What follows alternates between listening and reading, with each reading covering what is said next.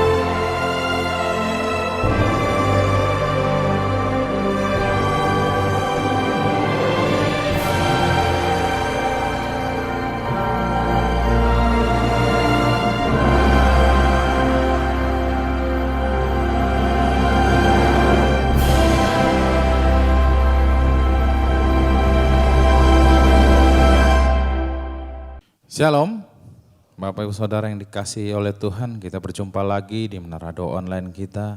Mari Bapak Ibu Saudara kita siapkan hati kita.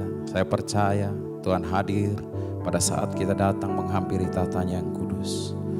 Mari kita tundukkan kepala kita mulai naikkan doa kita. Segala pujian syukur hanya bagi Engkau Allah kami yang Maha Kudus. Bapa, di dalam nama Tuhan Yesus Kristus, saat ini ya Bapa, kami datang kembali tersungkur di bawah kaki-Mu Yesus. Kami rasakan hadirat-Mu ya Bapa. Kami rindu dan haus akan Engkau. Mari lawat kami ketika kami menyembah Engkau ya Bapa. Kami siap menyembah Engkau hanya di dalam nama Yesus Kristus. Haleluya. Haleluya.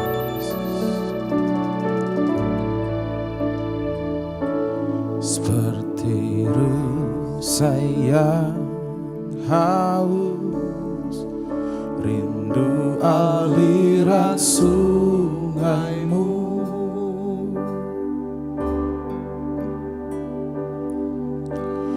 Hatiku tak tahan menunggu-Mu.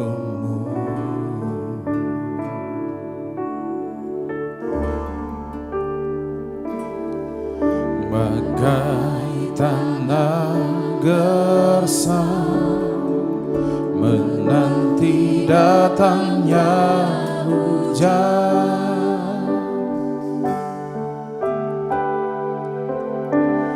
begitu pun jiwaku Tuhan,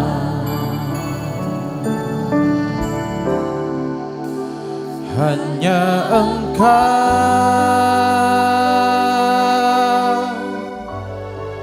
pribadi yang mengenal hatiku.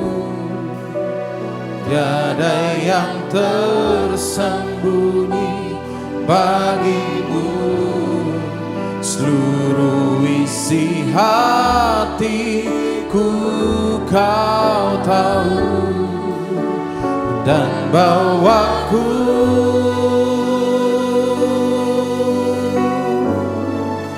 untuk lebih dekat lagi padamu, tinggal dalam indahnya dekapan.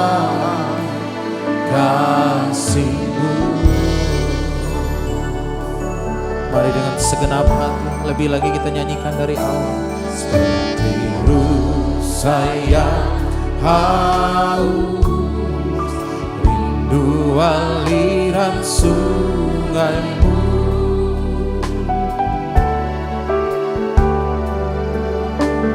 Hatiku tak tahan menunggumu, bagai tergesa bagai tanah gersang menanti datangnya hujan. Begitupun jiwa kami, jiwaku Tuhan, hanya Engkau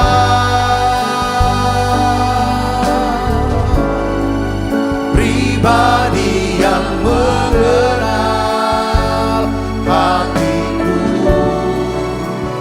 tiada yang tersembunyi bagimu. Seluruh isi hatiku kau tahu, dan bawaku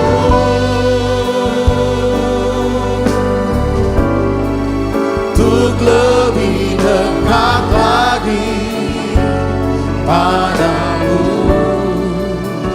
tinggal dalam indahnya dekapan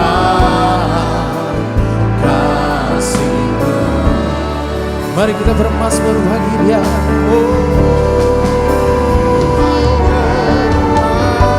Haleluya, Yesus.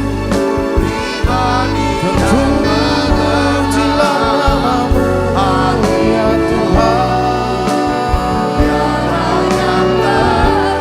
Engkau yang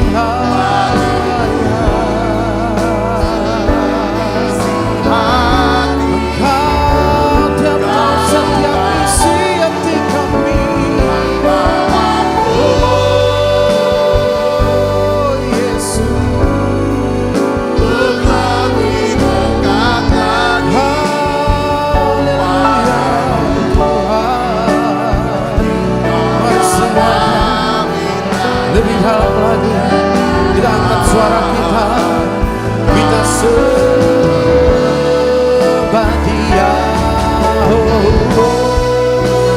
Hanya Engkau pribadi yang mengenal hatiku, tiada yang tersembunyi bagimu.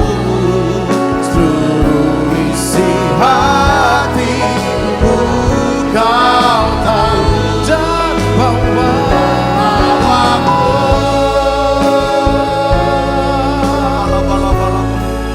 untuk lebih dekat lagi padamu, tinggal dalam indahnya dekapan kasih-Mu. Mari semuanya lebih sungguh lagi kita tenggelam di dalam hadirat-Nya, nyanyikan hanya Engkau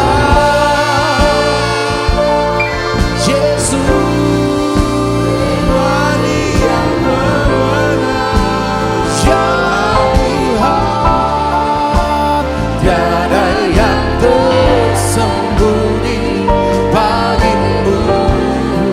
Seluruh isi hatiku kau tahu, dan bawa kami untuk lebih dekat lagi padamu, tinggal dalam indahnya dekapan kasih-Mu.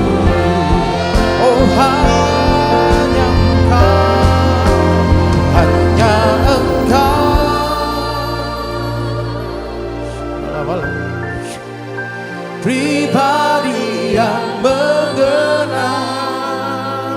hatiku, tiada yang tersembunyi bagimu. Seluruh isi hatiku Kau dan bawaku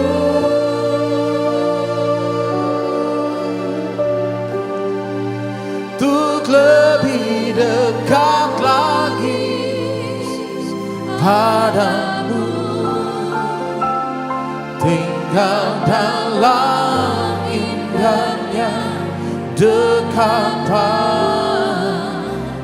kasih-Mu, tinggal dalam dekapan-Mu Yesus, tinggal dalam indahnya dekapan kasih-Mu. Oh Tuhan, tinggal dalam indahnya dekapan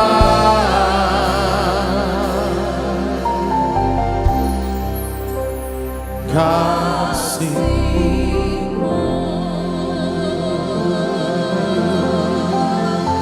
Mari sembah, mari angkat suara Yesus, Yesus yang layak, Yesus yang layak disembah. Oh, hanya Engkau ya Allah, hanya Engkau yang layak dipuji. Haleluya. Oh, Yesus, mari jamah, mari urapi kami. Mari ya Tuhan Yesus, tinggal di dalam kami dan kami di dalam Engkau ya Bapa. Selalu tuntun kami Yesus. Oh, biarlah Roh-Mu, oh Yesus, penuhi kami. Mari sembah. Haleluya. Oh, bala-bala. Terpujilah Tuhan yang kami sembah di dalam nama Yesus. Yesus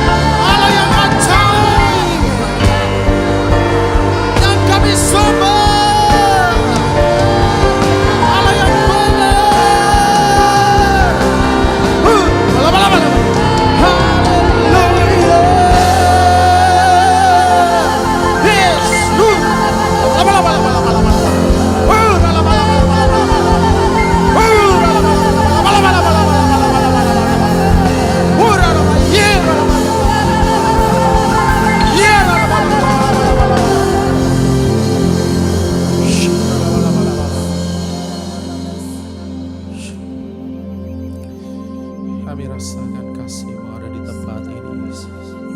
Haleluya.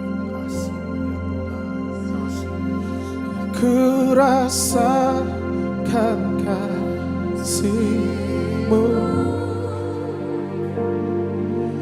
dan indahnya kekudusan-Mu, penuhi dengan kasih-Mu,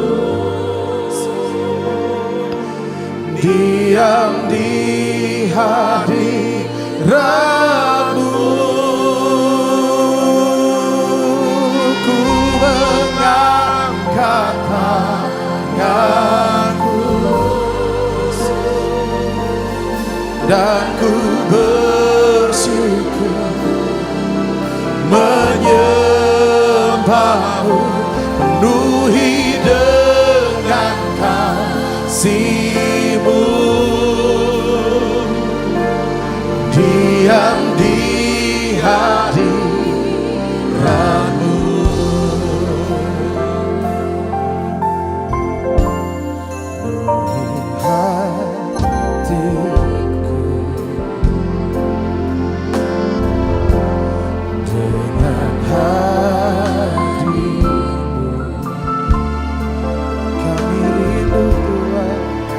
Ku rindu memandang wajah-Mu, oh Tuhan, di dalam kekudusan. Bawa kami, Yesus, bawa ku dekat dalam hati-Mu.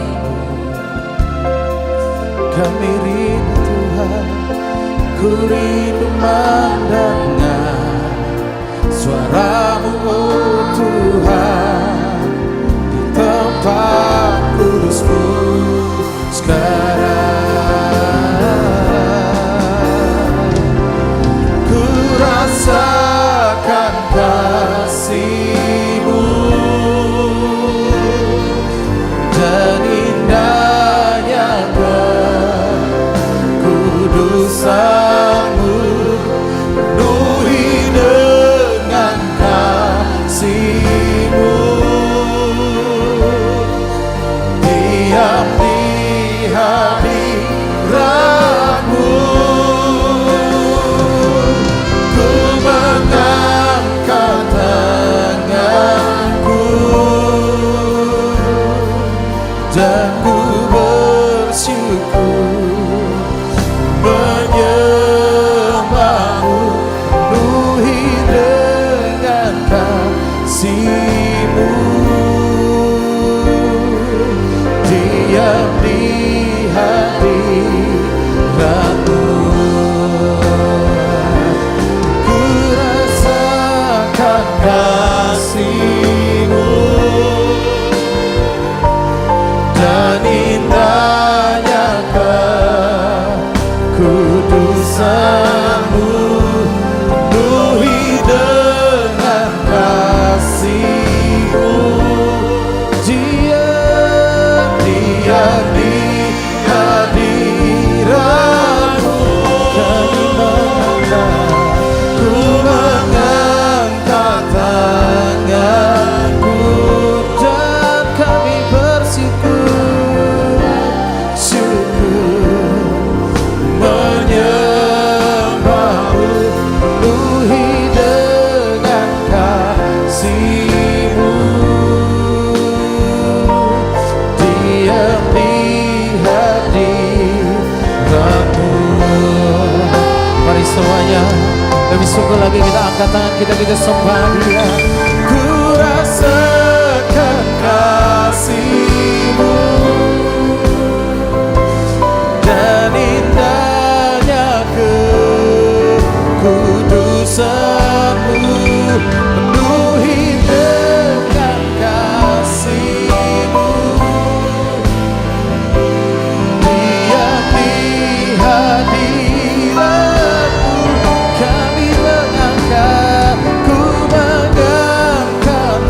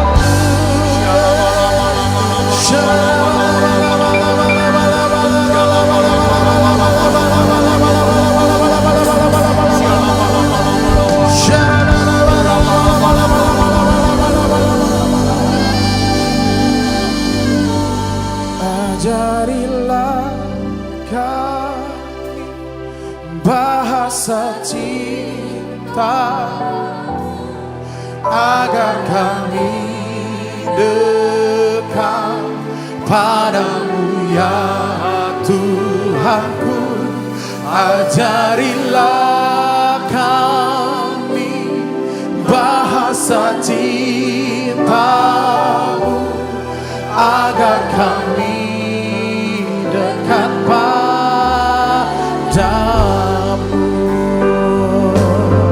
Ajarilah kami bahasa cintamu, agar kami dekat padamu ya Tuhanku. Ajarilah kami bahasa cintamu, agar kami dekat padamu. Ajarilah kami bahasa cintamu, agar kami dekat padamu ya Tuhanku. Ajarilah kami bahasa cintamu, agar kami dekat padamu. Tuhan, terima kasih untuk hadirat-Mu yang mengubah akan hati dan pikiran kami. Terima kasih untuk hadirat-Mu ya Tuhan, yang boleh menyembuhkan setiap sakit penyakit kami. Terima kasih untuk hadirat-Mu ya Tuhan, yang memberikan kelegaan buat setiap kami. Hari ini Bapa, dalam nama Yesus kami berdoa. Biarlah Engkau berkenan ya Tuhan akan ucapan mulut kami dan renungan hati kami ya Tuhan. Hari ini Bapa, aku berdoa, biarlah Engkau jamah setiap hati kami Tuhan. Isilah hidup kami, hati kami dengan kebenaran firman-Mu. Oleh kasih-Mu ya Tuhan, kami bisa mengerti ya Tuhan betapa besarnya kasih-Mu, betapa panjangnya kasih-Mu Tuhan, betapa lebarnya kasih-Mu. Biarlah kami bisa mengenal kasih-Mu ya Tuhan, supaya kami bisa mengasihi Tuhan, kami bisa hidup dalam kasih-Mu ya Tuhan. Terima kasih, terima kasih. Urapi ya Tuhan hamba-Mu dalam menyampaikan pesan firman-Mu dengan bahasa yang sederhana dan mudah dimengerti. Dalam nama Yesus, semua kita yang siap menerima firman hati gembira, sama-sama katakan amin. Tangan yang meriah saudara. Silakan duduk kembali Ibu Bapak. Shalom saudara. Puji Tuhan, hari ini kita akan belajar ya tentang kembali masalah renungan hati. Yang kita ingin supaya biarlah kita akan bertumbuh ya. Karena kita sudah belajar sama-sama bahwa renungan hati kita ini akan mencerminkan tentang masa depan kita. Saudara, karena renungan hati ini, saudara, di renungan hati itu keluar ya saudara, apa? Keputusan yang kita akan ambil. Ya kan saudaraku ya, keputusan, perkataan apa yang kita akan ucapkan. Ya kan? Perkataan apa yang kita ucapkan, lalu apa? Tindakan apa yang kita akan putuskan. Itu dari semuanya dari renungan hati. Nah, hari ini saya berikan judul khotbah saya yaitu bagaimana mengatasi renungan hati yang suka menghakimi dan mengecam. Biasa kita tuh menghakimi dan mengecam tuh bukan sekedar di mulut, sebenarnya itu banyak di mana? Di hati kita, di renungan hati kita. Kita lihat, saudara, kita akan baca Alkitab ini ya, saudaraku ya. Di dalam Matius pasal 7 ayat 1 sampai 6. Kita baca sama-sama. 1, 2, 3. Janganlah kamu menghakimi supaya kamu tidak dihakimi. Karena dengan penghakiman yang kamu pakai untuk menghakimi, kamu akan dihakimi. Dan ukuran yang kamu pakai untuk mengukur akan diukurkan padamu. Ayat 1 dan 2 ini bicara tentang hukum tabur tuai sebenarnya saudaraku. Ya, tentang hukum tabur tuai. Terus ayat yang ketiga sampai yang kelima ini nasihat. Ya, bukan berarti kita tidak boleh mengkoreksi, menasehati saudaraku. Tetapi bagaimana caranya kita memberikan koreksi yang membangun, menasehati saudara kita. Nah, ayat 3 sampai 5 ini apa namanya nasihat Tuhan. Lalu di ayat yang ke-6 ya saudara, siapa yang perlu kita koreksi? Itu nasihat Tuhan. Ya, kita akan baca sama-sama ayat 3 dan 5. 1 sampai 5. 1, 2, 3. Mengapa engkau melihat selumbar di mata saudaramu, sedangkan balok di dalam matamu tidak engkau ketahui? Bagaimana engkau dapat berkata kepada saudaramu, biarlah aku mengeluarkan selumbar itu dari matamu, padahal ada balok di dalam matamu. Hai orang munafik, keluarkanlah dahulu balok dari matamu, maka engkau akan melihat dengan jelas untuk mengeluarkan selumbar itu dari mata saudaramu. Jadi ini bicara tentang bagaimana caranya kita menasehati, memberikan nasihat, koreksi yang membangun. Nah, ayat yang ke-6 bicara tentang kepada siapa seharusnya kita nasihati dan kepada siapa yang gak perlu kita nasihati. Nah, ini ayat yang ke-6 dikatakan apa? Jangan kamu memberikan barang yang kudus kepada anjing dan jangan kamu melemparkan mutiaramu kepada babi supaya jangan diinjak-injaknya dengan kakinya lalu ia berbalik mengoyak kamu. Kita bahas ya saudara ya, satu-satu.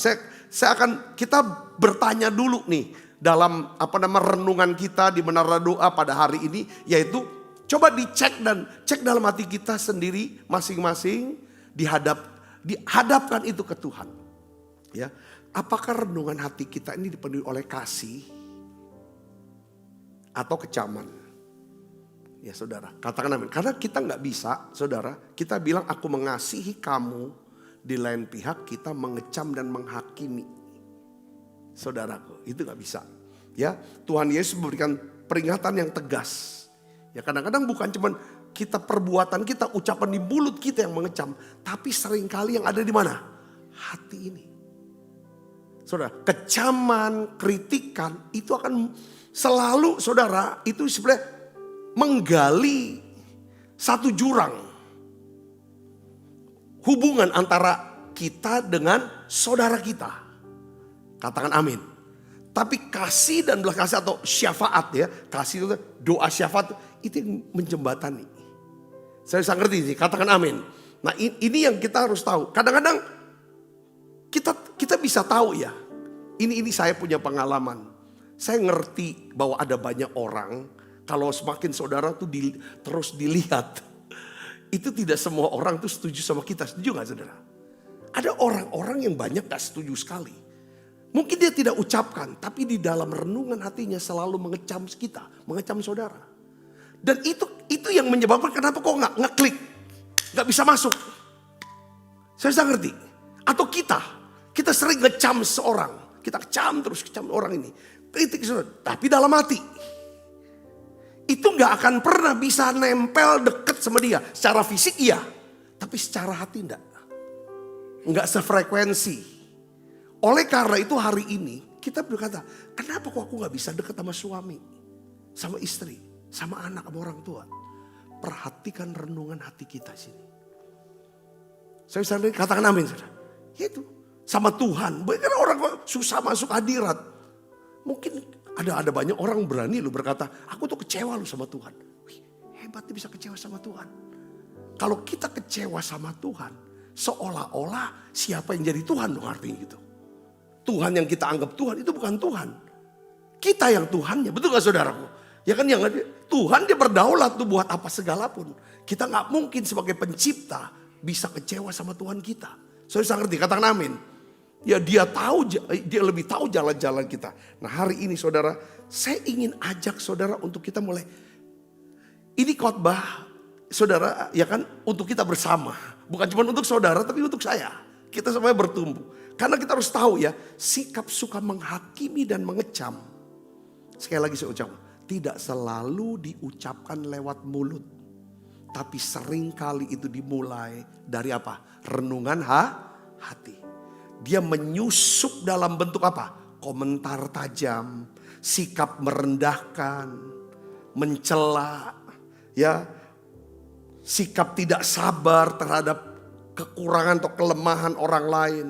Sekilas tampaknya seperti kejujuran atau kepedulian, padahal hal itu dibungkus halus dari apa? Penghakiman. Saudara yang kasih Kristus, ya kan? Tanpa kita sadari kita seringkali menjadi hakim atas hidup orang lain. Padahal kita sendiri masih belum selesai berurusan dengan apa? Dosa dan kelemahan pribadi kita. Nah, akibat renungan hati ini saudara ya. Akibat renungan hati yang penuh dengan apa? Kritikan dan kecaman. Ya biasa keluh kesah gitu kan. Ngeluhkan si A, si B atau segala macam. Di sini akan tumbuh benih-benih apa saudara? Kebencian dan permusuhan. Misal di rumah tangga suami istri menjadi saling apa? Menyalahkan, bukan saling menopang. Di dalam gereja, antar anggota jemaat, hubungan di antara sesama pelayan jadi dingin, saling curiga, bukan saling kerjasama. Ya, di masyarakat kerukunan berubah jadi apa? Konflik sosial dan perpecahan. Katakan amin. Saya nyadari saudara, ya kita semua pasti pernah jatuh dalam hal apa? Kecaman dan kritikan. Kita kecaman, kita kritik orang. Orang yang dengar itu pasti akan berjarak sama kita. Berjarak sama kita. Sebaiknya kita, ini saya udah pelajari. Sebaiknya kita robah hati kita. Biarlah itu ketika muncul, ganti dengan doa syafaat. Ganti dengan syafaat. Setuju saudara? Katakan amin. Katakan amin. Nah, hari ini kita akan belajar, ya kan, untuk bagaimana mengatasi renungan hati yang suka menghakimi dan mengecam. Supaya ada kesatuan hati. Supaya hidup kita bisa menjadi wadah di mana Tuhan bisa memerintahkan berkat kehidupan untuk selamanya. Katakan amin saudara. Ya. Yang pertama yang harus kita pahami menurut Matius 7 ayat 1 dan 2 adalah apa saudara? Hukum tabur tuai itu juga berlaku dalam apa? Penghakiman. Kita berpikir saudaraku, saya juga berpikir ya, hukum tabur tuai itu hanya dalam soal uang atau pelayanan dan lain sebagainya. Tetapi juga itu berlaku dalam apa? Ucapan mulut kita dan renungan hati kita. Makanya saudara, saya ulang-ulang bacain ayat ini. Daud saudaraku, setelah dia menyadari bahwa renungan hatinya yang salah mengakibatkan total loss dia. Total loss saya bilang. Di Siklak itu. Ambil keputusan salah. Berakibat fatal. Kehilangan istri dan anak-anak, kehilangan keluarga, kehilangan harta benda, kehilangan kepercayaan, semuanya habis. Lalu dia tulis satu doa. Pertobatan dia. Ini pertobatan yang paling penting. Karena segala sesuatu yang kita putuskan. Mau berbuat baik, mau berbuat dosa. Semua dimulai dari apa? Renungan hati. Daud di dalam Mazmur 19 ayat 15 dia berkata apa saudara? Mudah-mudahan engkau berkenan akan apa? Ucapan mulutku dan renungan hatiku ya Tuhan. Gunung batuku dan penebusku. Saya pernah baca satu bukunya Joyce Meyer saudara. Dia berkata begini saudara Kristus. Dia berkata begini. Setiap kali saya mendengar orang mengkritik saya diam. Saya gak mau ngerespon apapun dulu. Lalu saya bertanya sama diri saya. Apakah mereka sedang menabur? Ataukah saya sedang menuai apa yang saya tabur dahulu? Saya bisa ngerti. Kalau saya suka nabur kecaman. Ngecam si A, si B. Ngeritik si A, si B. Itu gak akan aneh. Kalau saya, ya kan, akan melihat ada orang-orang yang akan mengkritik dan mengecam saya. Dia bilang. Saya bisa ngerti, katakan amin. Ya kan? Untuk supaya kita, saudara, untuk supaya kita mengurangi hal itu, ya udah gak usah nabur. Saya sudah gak lagi Pak, udah bertobat, udah cukup lama gak kritik, gak ngecam orang Pak. Tapi saya masih dikritik saja. Izinkan saudara jadi tanah yang subur. Untuk setiap orang menabur apapun. Saya bisa ngerti, katakan amin. Itu prinsipnya seperti itu. Saudaraku, jadi Yesus berkata apa saudara? Janganlah kamu menghakimi supaya kamu tidak dihakimi. Karena dengan penghakiman yang kamu pakai untuk menghakimi, kamu akan dihakimi. Dan ukuran yang kamu pakai untuk mengukur akan diukurkan kepadamu. Katakan amin saudara. Jadi pertanyaannya begini sekarang. Saya juga ya kan, saya ngalami. Pertanyaan gini, selama apakah selama ini, apakah hidup kita dikelilingi oleh orang-orang yang kritis, yang sinis, yang penuh luka? Yang gampang kritis aja nih. Ya kan? Coba dicek, apa orang-orang yang suka ya pada positif, doakan syafaat? Ya kan? Kalau kita dikelilingi, itu hasil dari apa saudara? Taburan. Kalau kita sering nabur hal itu akan tumbuh kepada diri mereka. Kalau saya ucapkan kata-kata banyak firman di sekeliling saya percaya ada kebenaran dan damai sejahtera yang tumbuh. Khususnya dalam rumah tangga, dalam keluarga, hubungan dengan istri, sama anak-anak. Saya bisa ngerti, katakan amin. Kalau itu kritik terus, kecaman terus, penuduhan terus, penghakiman terus, salahin terus. Anak, jangan heran, anak tuh ujungnya akan berontak lawan. Itu akan tumbuh. Banyak orang tua, saudara, dia karena udah saking marah. Makanya Tuhan tuh ajarin. Ini pertama ini kalau baca Alkitab ya, kalau kita lihat strukturnya, itu bagus. Sekali ya, Tuhan tuh ajar ayat 1 sampai 2, ini hukum tabur tuanya. Ayat 3 sampai 5 dia jelasin begini. Ya kan? Mengapa kamu lihat selumbar? Tahu selumbar gak saudara? Satu kayu yang satu garis itu loh. Itu selumbar. Saudara tahu selumbar itu kecil, ya kan? Kenapa kamu lihat selumbar di mata saudaramu, sedangkan balok saudara tahu nggak apa? Balok gede banget, ya kan? Di matamu tidak engkau ketahui. Lalu di ayat 4 dikatakan, bagaimana kau dapat berkata kepada saudaramu, biar aku keluarkan selumbar kayu kecil sekali ada matamu, ya? Terus apa saudara? Padahal ada balok bisa nggak saudara? Pasti nggak bisa. Balok itu menghalangi mata kita untuk nolong dia. Malah akhirnya kecolok mata dia nanti.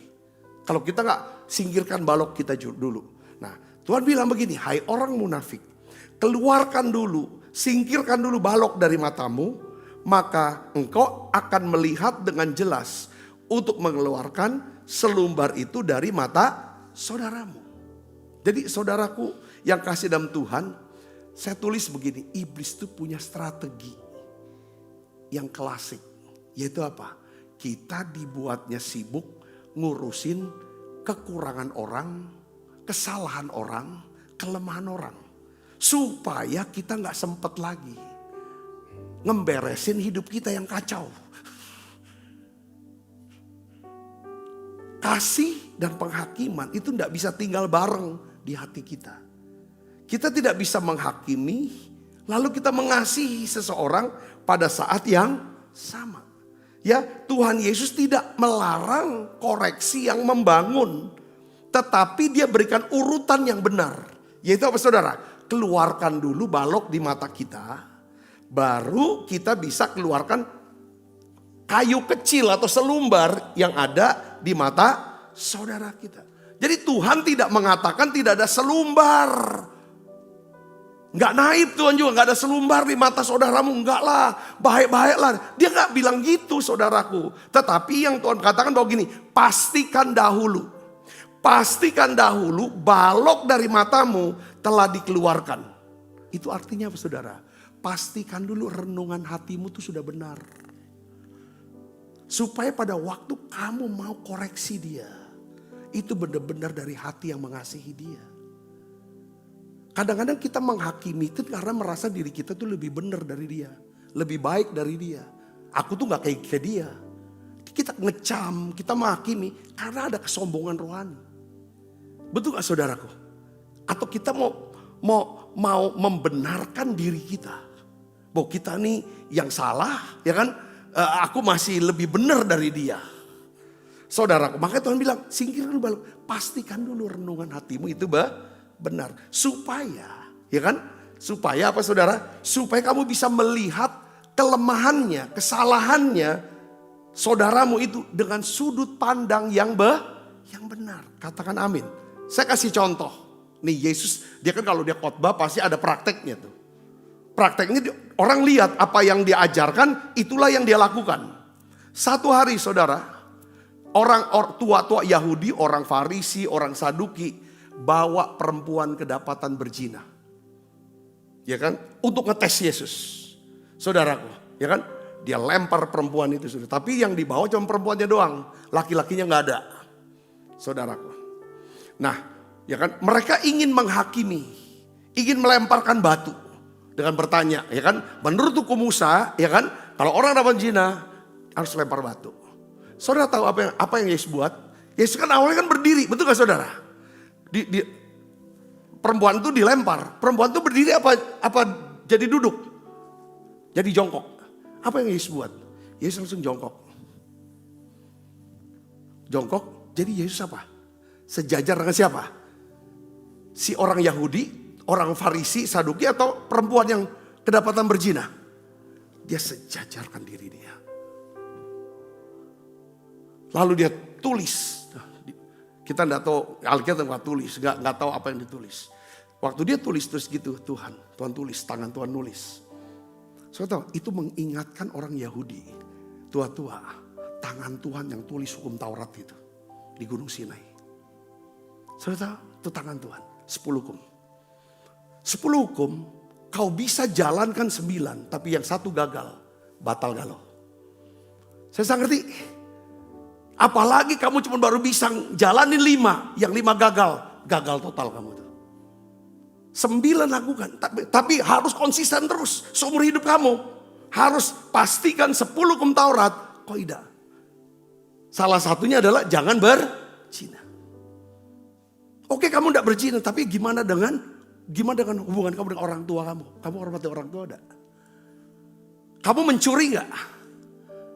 Itu saudara, itu ya kita tidak tahu Tuhan itu siapa. Tetapi saudara, waktu dia tulis pakai tangan, itu mengingatkan. Lalu Tuhan berkata apa?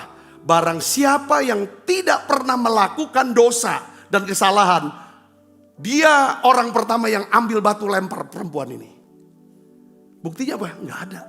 Itu artinya, kalau kamu mau ambil selumbar, kamu pastikan dulu balok itu disingkirkan. Ngerti gak saudaraku? Lalu saudaraku Yesus, apa yang dibuat oleh Tuhan? Saudaraku, Yesus tidak menyangkal bahwa perempuan ini berdosa. Tetapi Yesus memilih apa? Mengasihi perempuan ini lebih dulu. Yang berhak untuk lempar batu siapa saudara di situ? Yesus. Saudaraku, dia punya hak untuk lempar batu karena dia gak pernah berbuat dosa. 10 hukum Taurat sejak dia lahir sampai hari itu, dia sudah lakukan itu semua 10 dan tidak pernah gagal. Dia punya hak, tapi dia gak lakukan. Dia bilang, aku pun tidak menghukum kamu. Aku punya hak, aku gak hukum kamu. Sekarang pergilah dan jangan berbuat dosa lagi. Saya sangat di sini. Jadi buat kita sebagai orang tua, kita ingin anak-anak kita mendengarkan suara kita. Setuju gak saudara? Ibu-ibu setuju? Amin? Bapak-bapak? Ya ibu, ini kita ingin dong anak-anak kita dengarkan kita. Sebagai seorang pemimpin rohani, kita juga ingin suara kita didengarkan oleh orang-orang di bawah kita. Tapi pastikan nih prinsip ini harus kita jalankan. Yang ngerti katakan amin. Ketimbang kita mengecam, mengkritik, menghakimi, sebaiknya kita bersyafaat lebih dulu. Katakan amin. Yang kedua, untuk bisa bersyafaat otomatis, ya saudara dan saya, ya kan, harus bisa sembuh dari luka-luka kita. Luka-luka kita ini. Kita gak bisa sembuhkan orang, ngubah orang, kalau kita sendiri masih terluka dan berdarah-darah. Kita tidak pernah bisa memperbaiki hidup orang lain kalau hati kita masih pahit, marah, penuh luka. Dan memang Tuhan juga, saudara, memanggil kita bukan untuk mengubah hidup orang lain. Saudara, hanya Tuhan yang bisa lakukan itu. Kita hanya dipanggil untuk biarlah izinkan Roh Kudus mengubah kita. Dan Tuhan panggil kita untuk jadi terang dan jadi garam. Katakan amin. Itu yang paling penting di situ. Saya dapat gak poin di sini? Amin. Pertama kita harus tahu. Ini, ayo kita mulai belajar. Berhenti, ya udahlah, doakan aja. Bukan urusan kita. Soal dia berubah gak berubah kan kita gak punya tanggung jawab. Tapi anak ini yang di bawah kita udah tahu. Yang penting renungan hati saya benar. Ya kan hati saya ini kan, kalau saya beri nasihat sama anak saya, ya kan pasti dia akan dengarkan. Kalau hati kita, renungan kita benar. Nah, yang terakhir saudaraku, ini ayat yang ke-6. Yaitu apa saudara? Ya kan? Ya. Itu saya berikan judul, peliharalah dan berikanlah barang yang kudus dan yang berharga pada tempat yang tepat. Matius 7 ayat 6. Kita baca sekali lagi ya saudara. 1, 2, 3. Jangan kamu memberikan barang yang kudus kepada apa? Anjing. Jangan kamu melempar mutiaramu kepada siapa? Babi. Supaya jangan diinjak-injaknya dengan kakinya. Lalu ia berbalik mengoyakkan kamu. Saudara tahu gak arti perkataan Yesus di sini? Saya coba jelaskan gini. Yesus menggambarkan anjing dan babi ini siapa? Orang-orang yang menolak kebenaran firman. Orang-orang yang menolak koreksi. Orang-orang yang tidak mau ditegur. Karena dia punya kebenaran sendiri, pengertian sendiri. Nah, apabila kita berikan nasihat, teguran atau koreksi yang membangun. Perhatikan saudara. Maka Tuhan bilang mereka akan menginjak-injak kebenaran itu. Atau mengejek kebenaran itu. Lalu apa saudara? Dia akan serang balik saudara. Dia serang balik loh. Niat kita untuk koreksi dia supaya dia bertobat. Saudara, bukan dia terima kasih sama kita udah negor dia. Malah apa artinya? Nasihat kita jadi ejekan buat dia. Dan dia akan serang balik kita. Tuhan bilang tuh hati-hati. Makanya Amsal 9 ayat 8 katakan apa? Janganlah menegur apa? Pencemooh. Supaya engkau jangan dibencinya. Tegurlah orang bijak, maka ia akan mengasihi engkau. Katakan amin. Ya, saudara perhatiin, nggak semua orang perlu kita ketegur, nasihatin. Saya juga gitu. Tinggal tuh nanti tunggu waktunya. Kalau memang dia anak kita, saudara kita harus doakan, minta hikmat caranya gimana. Kalau ini anaknya keras, tapi saya percaya kan, anak tuh bukan kita mau robah perbuatan dia. Tapi ajar dia supaya punya renungan hati yang benar. Suruh dia renungkan firman. Pikirkan yang baik. Itu ajarannya. Nanti dari situ, saudara, dia bisa memikirkan. Ya kan, pikiran-pikiran yang benar. Ya kan, bisa mengucapkan kata-kata yang mengambil keputusan-keputusan yang tepat. Yang itu kita bilang, doakan hati kamu. Doakan karena dari situ terpancar apa? Kehidupan. Dari hati itu saudaraku. Saya bisa nangkap di sini, amin. Ya kan? Yang terakhir saudara, poinnya saya mau ajak saudara untuk merenung, yaitu apa? Hidup dalam kasih itu adalah hidup dalam perlindungan Tuhan. Ya, saudara masih ingat waktu kemarin ya, doa pengurapan. Saya bahas tentang Daud. Daud tuh total loss tuh udah gak punya apa-apa lagi dia, udah 0, bahkan minus. Tapi apa yang membuat Daud mengalami pemulihan, ya saudara, lalu mengalami saudara bukan cuma pemulihan ya, mengalami pelipat gandaan. Ya kan, apa yang hilang kembali, bahkan Tuhan ganti 2 kali lipat, katakan amin. Lalu Tuhan promosi dia, angkat dia, tetapkan dan urapi dia jadi raja. Apa kata kuncinya bagi saudara? Pertama kan dia menguatkan kepercayaannya kepada Tuhan dengan cara apa? Dia lakukan apa? Pujian penyembahan biasanya. Pujian penyembahan. Lalu yang berikutnya adalah dia minta saudara Imam Abiatar berikan baju efod. Kita ngerti bahwa kita perlu punya mitra doa. Ya, partner doa saudaraku. Itu penting. Ya. Supaya api doa kita, ya kan, itu berkobar dan mempertajam kepekaan kita untuk mengerti kehendak Tuhan. Katakan amin. Nah, dia tanya sama Tuhan, apakah saya harus kejar atau tidak? Tuhan bilang kejar. Dia kejar. Tapi namanya zaman dulu saudara tahu, bayangin bukannya ini padang gurun nih. Saudaraku, kan bisa kanan bisa kiri, larinya kemana dia tidak tahu. Tapi Tuhan bilang kejar aja, Tuhan gak kasih tahu. Nah, kompas kemana arahnya hidup kita, saudara tahu arah daripada kehendak Tuhan dalam hidup kita, arah jalan untuk terus naik, semakin baik makarios, yaitu apa saudara? Kasih. Hati yang dipenuhi dengan kasih. Jangan kehilangan hanya karena kita sedang punya pergumulan berat. karena keadaan ini bikin kita susah, atau ada orang yang bikin kita susah, kita jadi kehilangan kasih. Yang ada cuma kecaman, kritikan, penghakiman. Saudaraku, renungan hati yang salah. Jangan. Saudara, hari ini saya ajak saudara, ya kan, kembali kepada kasih yang semula. Mungkin saudara rasa kering sudah. Kalau kita sering menghakimi, mengecam, pasti roh kasih itu akan hilang. Kita tinggalkan kasih yang semula. Kita jadi hilang kepekaan kita akan orang, belas kasihan, mau nolong. Kita tahu bahwa Daud bisa dapatkan kembali istri anak-anaknya. Ya kan, bisa kembalikan semua harta yang dijarah. Dia bisa taklukkan orang Amalek, saudara. Ya kan, yang menculik daripada keluarganya, menjarah dari hartanya. Bahkan bisa mengambil seluruh kekayaan Amalek. Saudara tahu, karena apa? Karena dia pelihara yang namanya kasih dan belas kasihan ini. Ketika dia ketemu dengan seorang Mesir, pemuda yang sudah kelaparan. Saudara, tidak makan, tidak minum selama 3 hari. Dia berhenti, saudara, di sana. Dia rasa kasihan. Dia orang lemes. Padahal dia butuh, saudara, dia butuh cepat waktu. Dia berhenti, dia gak peduli pengejaran dia tanya, dia layani. Justru pada saat dia ketemu pemuda ini, dia kasih makan, sudah segar, sudah kuat. Dia tanya, kamu ini siapa?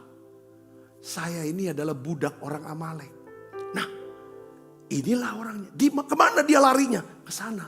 Disitulah Daud tahu arahnya. Dan dia bisa kejar dan bisa dapatkan orang Amalek itu, saudaraku. Dalam hidup kita, saudaraku, bukan kecaman, bukan kritikan, bukan penghakiman, bukan penuduhan, bukan nyala-nyalain, bukan keluh kesah. Yang bisa bawa kita makin lama makin naik, makin baik, makin makarius. Bisa mendapatkan solusi atas hidup kita. Menemukan terobosan dan mujizat. Perhatikan, bukan itu. Ganti renungan hati saudara dengan apa? Kasih Tuhan. Kasih Tuhan. Kasih Tuhan. Ketika kita menolak hidup dalam kasih. Dengan memelihara renungan hati yang suka menghakimi dan mengecam. Kita sedang meletakkan barang kudus di kaki iblis. Membuka pintu bagi serangan musuh. Sebaliknya kalau kita memilih hidup dalam kasih Kristus. Dengan memelihara renungan hati yang benar. Kita menutup apa, saudara? Celah bagi iblis. Kita membuka ruang bagi Roh Kudus untuk bekerja. Melakukan mujizat dalam kehidupan kita. Amin, saudara. Efesus 4 ayat 27 katakan apa? Jangan beri kesempatan kepada iblis. Coba kita doa, renungan hati. Mungkin saudara butuh terobosan. Saudara butuh yang namanya pertolongan Tuhan. Pastikan hati saudara. Saudara butuhkan kesembuhan atas sakit penyakit saudara. Pastikan renungan hati saudara. Tidak lagi dipenuhi dengan kecaman, kemarahan, amarah. Tetapi kasih Tuhan, belas kasihan Tuhan. Yuk kita bangkit berdiri, kita akan berdoa. Kasih Yesus indah dalam hidupku. Menghiasi hati dan jiwaku. Ku tak dapat hidup tanpa kasih-Mu, Tuhan. Pegang tanganku sepanjang jalanku. Kasih Yesus, katakan. Kasih Yesus indah dalam hidupku. Menghiasi hati dan jiwaku. Tak dapat hidup tanpa kasih-Mu, Tuhan. Pegang tanganku sepanjang jalanku. Kasih Yesus mengalir dalamku seperti sungai yang tak pernah kering. Kasih Yesus membebat hati.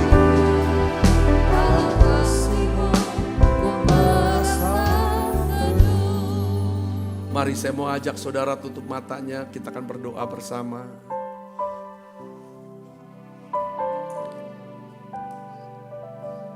Tuhan katakan abaikan saja kesalahan orang lain. Tangani dulu dirimu lebih dulu, baru. Saudara mungkin ingat setiap kali kita naik pesawat, semua pramugari selalu berkata sebelum menolong anak Anda, kenakan lebih dulu masker oksigen Anda. Ayo saudara mulai katakan sama Tuhan, Tuhan, aku berdoa untuk renungan hatiku ini Tuhan. Ampuni dosa dan salahku. Karena renungan hatiku penuh dengan amarah, kebencian, kepahitan, iri hati, keserakahan. Ampuni aku ya Tuhan. Kalau renungan hatiku adalah kecaman-kecaman, kritikan-kritikan, rasa tidak puas, keluh kesah, ampuni kami Tuhan. Ampuni. Olah bakasini, mari jujur di hadapan Tuhan. Mari supaya untuk lindungi diri kita. Biarlah kalau kita mau hidup dalam perlindungan Tuhan, hidup dalam kasih. Biarlah Roh Kudus Kau curahkan kasih Bapa ke dalam hati setiap kami. Supaya kami punya roh iman, punya pengharapan. Tuhan pasti tolong kami. Kami doa Tuhan, orang-orang, anak-anak kami. Kayak doa ya Tuhan untuk keluarga kami. Kami doa Tuhan, aku berdoa Tuhan ampun.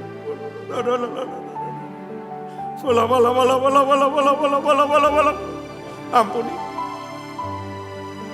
Kami ingin Tuhan bangun Tuhan kasih, belas kasihan. Bangun jembatan ya Tuhan. Yang bisa mendamaikan satu dengan yang lain. Kami tidak mau ya Tuhan menggali jurang ya Tuhan. Yang memisahkan satu dengan yang lain. Lewat kecaman, kritikan, penuduhan, penghakiman kami. Ampuni ya Tuhan, ampuni. Sebab apa yang telah kuteruskan kepadamu telah aku terima dari Tuhan. Yaitu bahwa Tuhan Yesus pada malam waktu ia diserahkan mengambil roti. Dan sudah itu ia mengucap syukur atasnya. Ia memecah-mecahkannya dan berkata, inilah tubuhku yang diserahkan bagi kamu, perbuatlah ini menjadi peringatan anak-anakku. Saudaraku, bukankah roti tangan kita ada persoalan kita dengan tubuh Kristus? Mari makan dalam saya.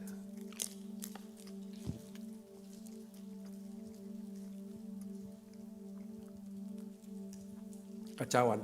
Demikian juga yang mengambil cawan sesudah makan lalu berkata, cawan ini adalah perjanjian baru yang dimeteraikan oleh darahku, perbuatlah ini setiap kali kamu meminumnya menjadi peringatan anak-anakku. Saudaraku, bukankah cawan perjanjian ini yang atasnya kita ucapkan syukur ada persoalan kita dengan darah Kristus? Mari minum dalam nama Yesus.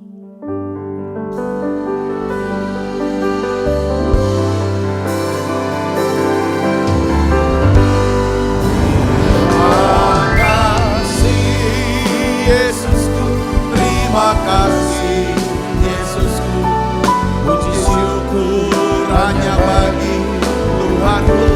Terima kasih Yesusku, terima kasih Yesusku, puji syukur hanya bagi Tuhanku. Terima kasih Yesusku, terima kasih Yesusku, puji syukur hanya bagi Tuhanku. Terima kasih Yesusku, terima kasih Yesusku, puji syukur hanya bagi Tuhanku. Puji syukur hanya bagi Tuhanku. Puji syukur hanya bagi Tuhanku.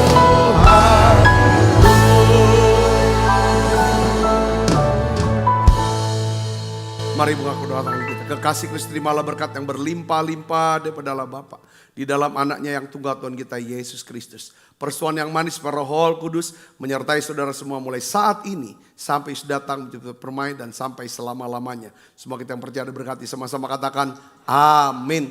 Tuhan berkati saudara semuanya.